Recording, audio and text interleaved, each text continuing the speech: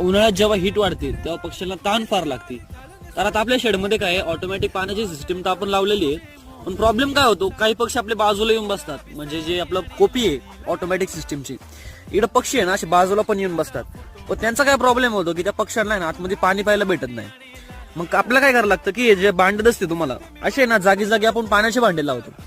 म्हणजे काय कोणत्याही पक्षाला आहे ना पाण्याची कमतरता नाही झाली पाहिजे. कारण की काय उन्हाळ्यात जर पाण्याची कमतरता पक्ष्यांना झाली तर पक्षी स्ट्रेसमध्ये येऊ शकतो, आणि स्ट्रेसमध्ये आलेला पक्षी आहे ना लवकर टिकत नाही आपला. त्यामुळे पाण्याचा स्ट्रेस, आता या पक्षाला बघा, या पक्षाला गरम झालेलं आहे. आता जो पक्षी असं तोंड उघडं करतो ना म्हणजे त्याला गरम झालेलं आहे.